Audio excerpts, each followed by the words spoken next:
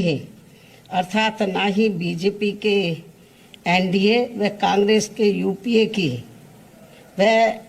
इनके किसी भी घटक दल की एवं अन्य किसी और भी गठबंधन व पार्टी की भी पिछलग्गू पार्टी नहीं है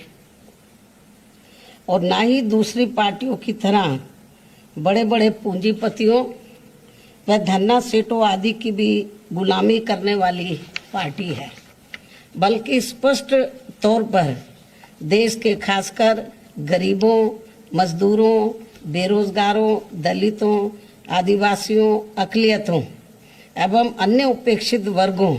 आदि के हितों में स्वतंत्र एवं निडर होकर फैसले लेने वाली पार्टी है। वह उस पर पूरी ईमानदारी व दमदारी से अमल भी करती है और यदि कोई भी विरोधी पार्टी व उसकी सरकार इन वर्गों के हितों में उचित फैसला लेती है तो उसका हमारी पार्टी बिना किसी हिचक, दबाव व डर के पूरे तौर से खुलकर उसका फैसला लेती है, उसका समर्थन भी करती है, चाहे उसका हमें कितना भी भारी नुकसान क्यों ना उठाना पड़े, और उठाया भी है हमने। कहने का तात्पर्य यह है कि अन्य पार्टियों की तरह हमारी पार्टी की कथनी व करनी में कभी भी कोई अंतर नहीं होता है। साथ ही हमारी पार्टी का संकल्प औरों की जुमलेबाजी से अलग हटकर तथा सर्वजन हिताय व सर्वजन सुखाय के आधार पर चलकर भारतीय संविधान के निर्माता परम पूज्य बाबा साहब डॉक्टर भीमराव अंबेडकर के देश हित की सच्ची मानवतावादी सोच को जमीनी हकीकत में उतारकर यहाँ गरीबों व मजलूमों आदि का सही से उद्धार करके उन्हें समाज व देश की मुख्य धारा में लाना है। और यही सब हमारी पार्टी व उसके नेतृत्व की वह खास विशेषता है जो यहाँ अपने देश में किसी भी विरोधी पार्टी को अच्छी नहीं लगती है तथा वे जातिवादी सोच रखने वाले लोग बीएसपी को नीचा दिखाने में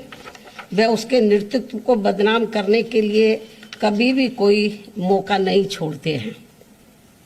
और उनमें से खासकर जो पार्टी केंद्र व राज्यों की सत्ता में होती है तो वह साम दाम दंड भेद आदि अनेकों प्रकार के हथकंडे अपनाकर वह बीएसपी के विधायकों आदि को भी तोड़कर हमारी पार्टी व मूवमेंट को कमजोर करने में ही लगातार लगी रहती है। और खासकर कांग्रेस व बीजेपी आदि जैसी ये विरोधी पार्टियां ये रत्ती भर भी नहीं चाहती हैं कि परम पूज्य बाबा साहब डॉक्टर भीमराव अंबेडकर का मानवतावादी संविधान उनकी सही मंशा के हिसाब से इस देश में लागू हो तथा यहाँ बहुसंख्यक गरीब, मजलूम व उपेक्षित वर्गों आदि के जीवन स्तर में कुछ सुधार होकर उन्हें लाचारी व गुलामी के त्रस्त जीवन से थोड़ी राहत एवं मुक्ति मिल सके। जबकि यहाँ यूपी में बीएसपी के नेतृत्व में 4 बार के रहे शासनकाल में प्रदेश ही नहीं बल्कि पूरे देश ने ये देख लिया है कि विशेषकर सामाजिक परिवर्तन एवं आर्थिक विकास से लोगों के जीवन में कैसा जरूरी बुनियादी सुधार लाया जा सकता है। हालांकि इस मामले में दूसरी सभी पार्टियों का रिकॉर्ड, जो विरोधी पार्टियों का रिकॉर्ड है, वो मुंह में राम बगल में छुरी वाली कहावत को ही अब तक दर्शाता रहने का ही रहा है। ऐसे में ये स्पष्ट है कि विशेषकर कमजोर वर्गों, जनहित व जन कल्याण के खास मामले में बीएसपी के आयरन विल पावर किसी भी विरोधी दल को कैसे पसंद आ सकता है। इसलिए उनका षड्यंत्र पहले की तरह ही अभी भी लगातार जारी है और ये सब देश में होने वाले इस बार के राष्ट्रपति चुनाव के दौरान अब फिर से हमें यहाँ देखने को मिला है। इस संबंध में भाजपा जहाँ सर्वसम्मति से सत्ताधारी एनडीए गठबंधन के उम्मीदवार तय करने के लिए अपनी विपक्षी पार्टियों से संपर्क करने का दिखावा करती रही है, तो वहीं विपक्षी दल एक संयुक्त उम्मीदवार तय करने के लिए अपनी मनमानी बैठ के करते रहे हैं और इन्होंने उस प्रक्रिया में बीएसपी को अलग थलग रखा है। ये सब इनकी जातिवादी मानसिकता नहीं है तो और क्या है। जबकि बीएसपी जनहित के लगभग हर खास मामले में भाजपा के खिलाफ विपक्ष का हमेशा से सहयोग करती रही है, किंतु पहले बंगाल की मुख्यमंत्री द्वारा दिनांक 15 जून को विपक्षी पार्टियों की बैठक में एक तरफा व मनमाने तौर पर केवल चुनिंदा पार्टियों को ही बुलाना और फिर उसके बाद श्री शरद पवार द्वारा दिनांक 21 जून को इसी प्रकार की बैठक में बीएसपी को नहीं बुलाना आदि इनके ये जातिवादी इरादों को स्पष्ट करता है। ऐसे में राष्ट्रपति व उपराष्ट्रपति चुनाव हेतु विपक्षी एकता का प्रयास गंभीर न होकर लोगों को इसका केवल एक दिखावा ही ज्यादा लगता है, जिसका अंजाम भी सभी को मालूम है। जबकि इन्हीं विपक्षी पार्टियों ने बीएसपी को भाजपा की बी टीम का झूठा प्रचार खूब फैलाकर व माहौल बनाकर खासकर यूपी के इस बार के विधानसभा के हुए आम चुनाव में हमारी पार्टी को काफी नुकसान किया है। बल्कि इन्होंने एक विशेष समुदाय को बीएसपी के खिलाफ व सपा के पक्ष में इतना ज्यादा गुमराह किया कि सपा तो हारी ही हारी, अंत में भाजपा यहाँ दोबारा से सत्ता में आ गई। लेकिन इस आत्मघाती रवैये के बाद भी विपक्षी पार्टियों का बीएसपी विरोधी जातिवादी रवैया अभी भी बरकरार है, जिसके बाद निश्चय ही बीएसपी अब किसी भी मामले में अपना निर्णय लेने के लिए पूरी तरह से स्वतंत्र व आजाद है, जो बीएसपी के प्रति विपक्ष की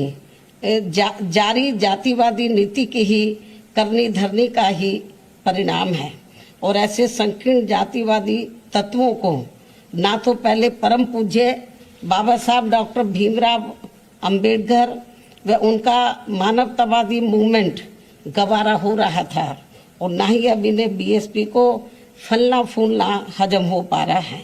क्योंकि बाबा साहब डॉक्टर भीमराव अंबेडकर के जबरदस्त जीवन संघर्षों से जो कुछ देश के गरीबों, मजदूरों, बेरोजगारों, दलितों, शोषितों, पीड़ितों आदि को संवैधानिक व कानूनी तौर पर मिला वह ऐतिहासिक व अनमोल था। और फिर इसके बाद उनकी अनुयायी पार्टी बीएसपी के माध्यम से इन उपेक्षित समाज के करोड़ों लोगों को उनके जो संवैधानिक व कानूनी अधिकार जमीनी स्तर पर खासकर यूपी में मिल पाया है, वे बेमिसाल है, जो इन सभी बीएसपी विरोधी पार्टियों को कैसे हजम होने वाला है। इसलिए अलग अलग पार्टी होते हुए भी बीएसपी के विरोध के मामले में भी ये सभी पार्टियां अंदर अंदर एक हो जाती हैं और हमें नुकसान पहुंचाती हैं। लेकिन बीएसपी ये सब कड़वा सच जानकर व समझकर यहाँ गरीबों, शोषितों व उपेक्षित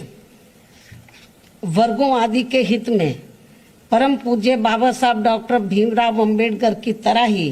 पत्थर काट कर अपना रास्ता खुद बनाने के लिए लगातार संघर्ष करती रहती है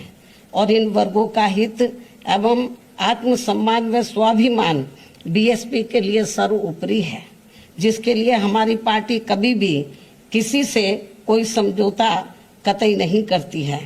तथा वर्तमान समय में इसी कड़ी में राष्ट्रपति चुनाव में अपना फैसला खुद लेने के लिए स्वतंत्र है,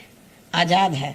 जिसके तहत ही हमारी पार्टी ने आदिवासी समाज को अपनी मूवमेंट का खास हिस्सा मानते हुए द्रौपदी मुर्मू को राष्ट्रपति पद के लिए अपना समर्थन देने का फैसला लिया है। और हमने ये अति महत्वपूर्ण फैसला बीजेपी व इनके एनडीए के पक्ष में नहीं और ना ही इनके विपक्ष यूपीए के विरोध में कोई सोच कर लिया है, बल्कि अपनी पार्टी व मूवमेंट को विशेष ध्यान में रखकर ही एक आदिवासी समाज की योग्य व कर्मठ महिला को देश का राष्ट्रपति बनाने के लिए ये खास फैसला लिया है। हालांकि वह कितना फ्रीली होकर वह बिना किसी दबाव के कार्य कर पाएगी, ये तो आगे चलकर समय ही बताएगा। अंत में अब मैं अपने आदिवासी समाज की महिला को देश का राष्ट्रपति बनाने के लिए अपनी पार्टी का वोट देने का ऐलान करते हुए अपनी बात यही समाप्त करती हूँ। धन्यवाद।